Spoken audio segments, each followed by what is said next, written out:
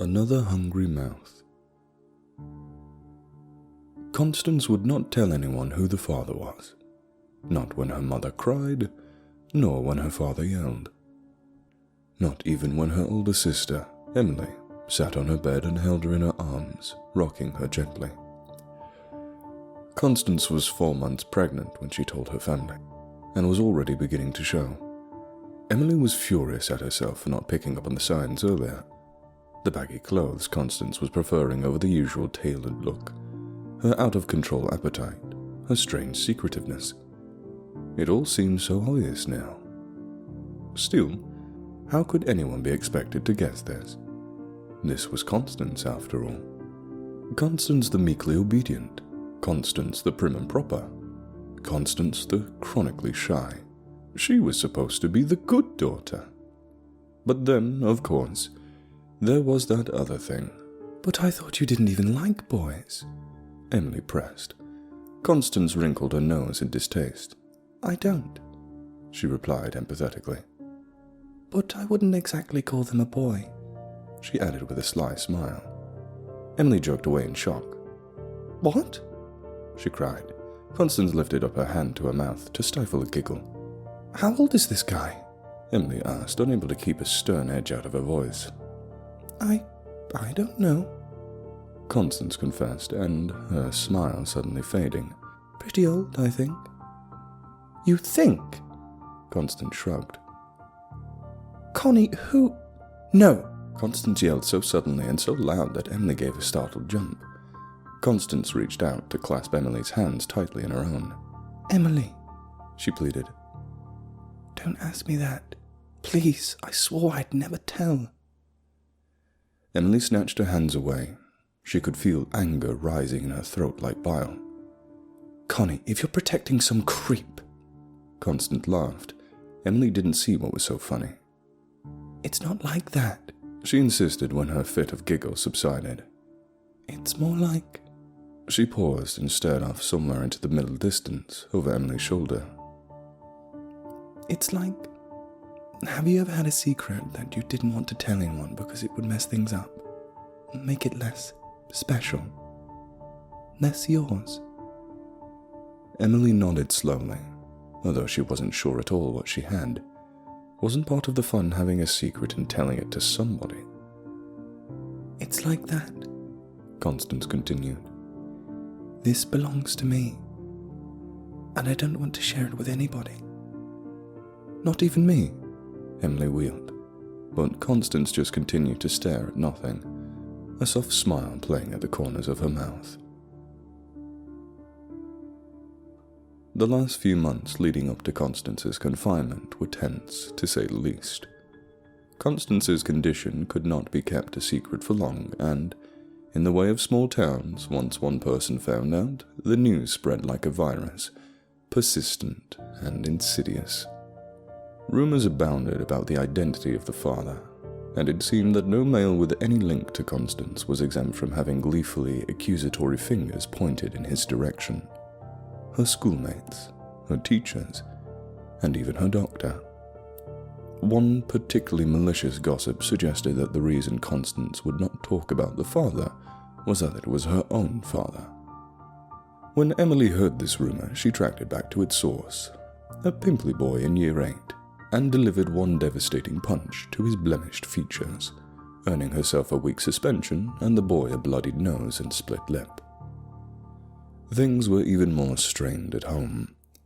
Dinners had become a silent affair, with neither of the parents so much as glancing up from their plates to look at Constance. Emily had to grit her teeth in rage that the familial bond that linked her parents and daughters could have proven to be so weak.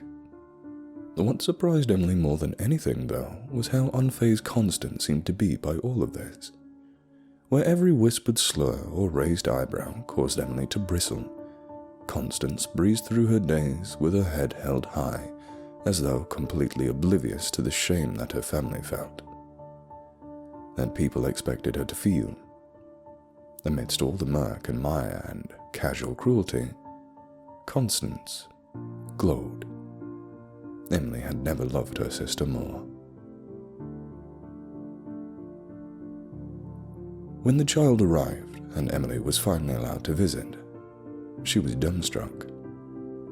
There was Constance, sweaty and tired-eyed but beaming, and in her arms a tiny wrinkled form, Constance's son. "James," Constance informed her without looking up. The fact that her little sister, her own Connie, had created this tiny person as though from nothing filled Emily with a quiet awe. When Constance finally tore her love-struck gaze from her new baby, she looked up. Emily saw that her sister's eyes were filled with tears and she felt a lump in her throat. The sisters' eyes locked, and they were both overcome with a joy so bright and intense that it seemed it would last forever. It did not. Failure to thrive was the term a pediatrician used, and what it amounted to was that, despite apparently feeding normally, James was not putting on any weight. In fact, over the next 12 weeks, James dropped down to almost 200 grams below his birth weight. They ran all kinds of tests. Emily accompanied her sister and nephew to what seemed like an endless cycle of doctors' offices and waiting rooms and consulting suites, where sympathetic people with stethoscopes about their necks spoke in hushed tones of things like caloric retention and metabolic demand. All Constance ever seemed able to say in response was, "Oh." As days passed, all Emily could do was watch as her sister grew paler and more anxious. As James lost weight, Constance too seemed to diminish. She became absent-minded and vague, forgetting tasks partway through, and often trailing off mid-sentence. She drew in on herself, and had more substance than her own shadow. Emily wanted to help Constance, but it was like she could no longer reach her. With every day, Constance sank deeper and deeper into some dark pit, and however hard she tried, Emily just couldn't follow her. All the tests came back negative, and with every result, Emily saw relief fighting with anxiety in her sister's drawn face. So James didn't have cystic fibrosis or diabetes or hypothyroidism. But what was wrong with him? Emily was not sure what had awoken her. She lay there for some time in the early morning chill, staring blankly at the ceiling while a sense of dread slowly crept up on her, starting as a feeling of discomfort in her belly and culminating in a dull thudding in her breast. It was then that she noticed the sickly yellow light seeping under her bedroom door. She rolled over to face the glow and noticed as she did, her alarm clock displayed 2:15 a.m. Too late for her parents, and too early for Constance, surely. Reluctantly, Emily dragged her sleep-heavy body out of her bed and shuffled towards her bedroom door. When she opened it, she saw the source of the light was not one of the other bedrooms, but, rather, the kitchen across the hallway. Grumbling to herself, Emily made her shambling progress towards the kitchen, where she found the fridge door wide open and humming slightly.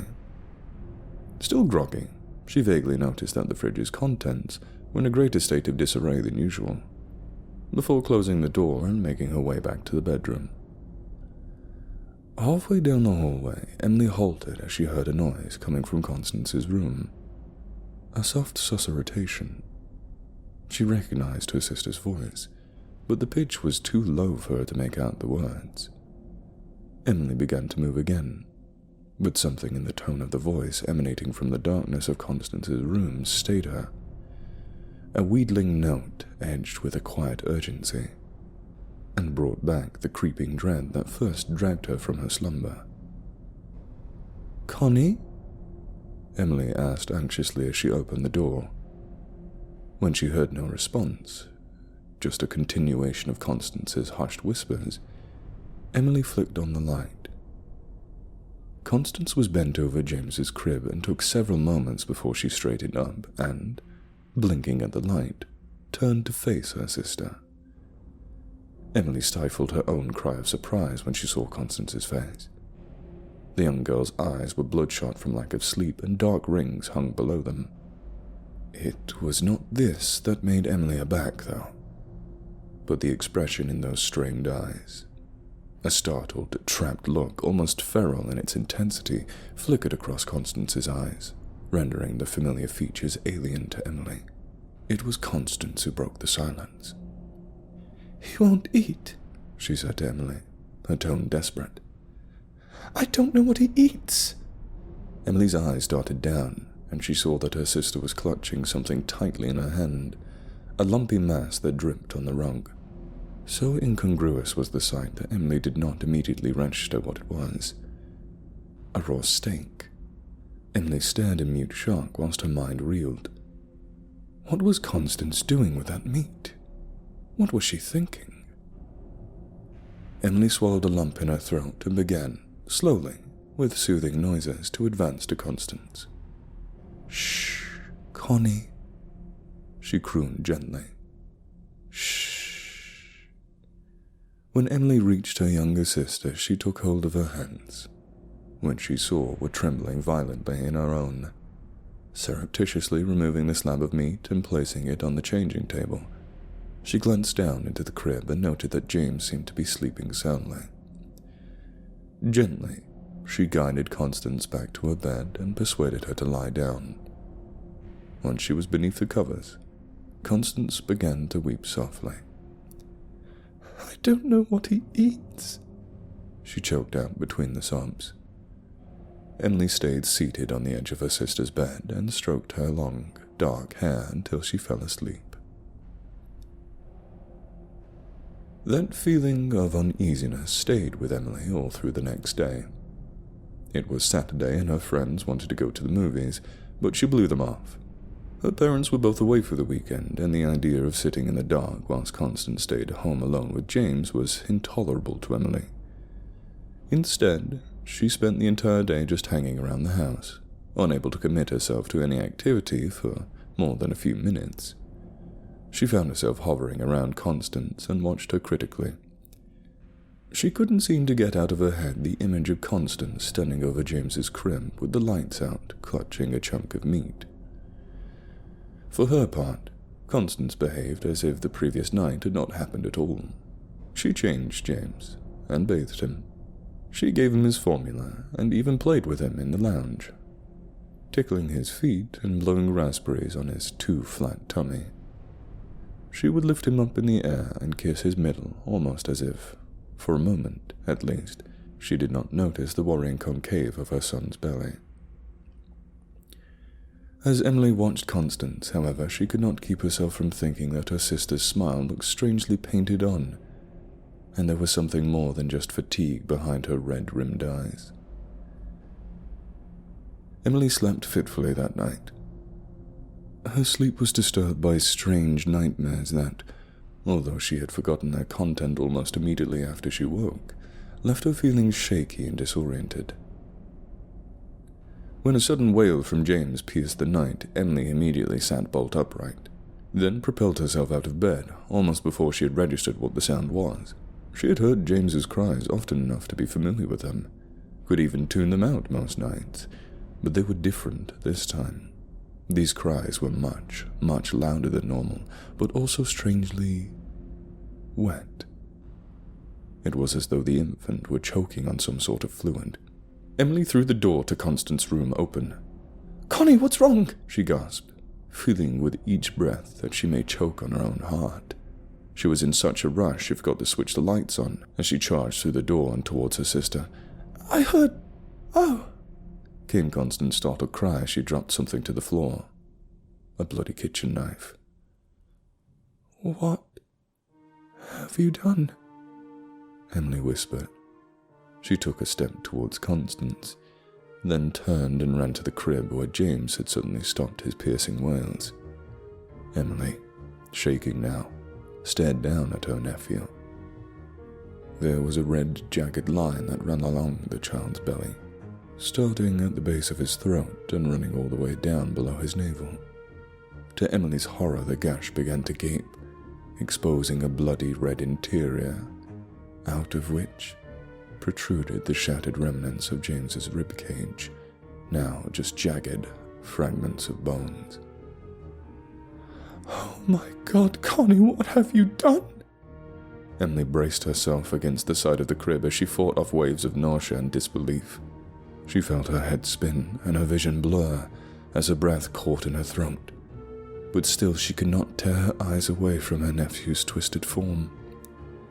After what seemed an indeterminable time, Emily's breath returned to her, though it was shallow and ragged.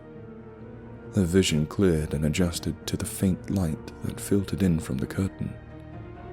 She realized that she had made a mistake.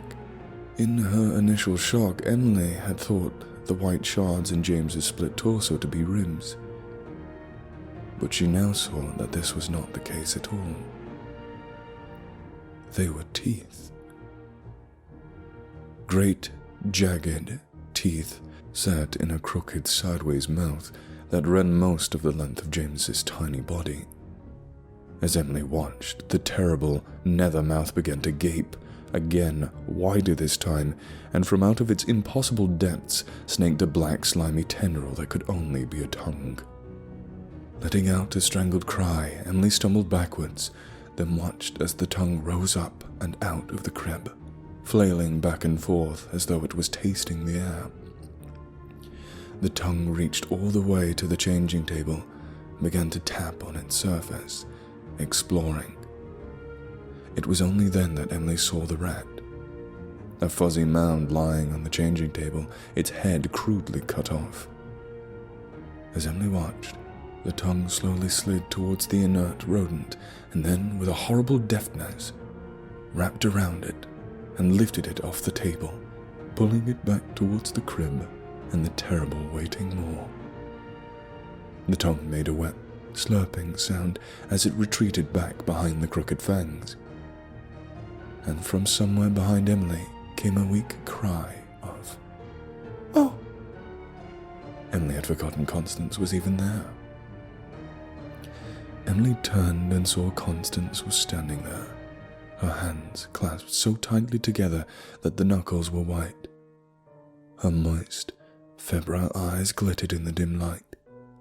Emily saw that there was no fear in those eyes, only wonder.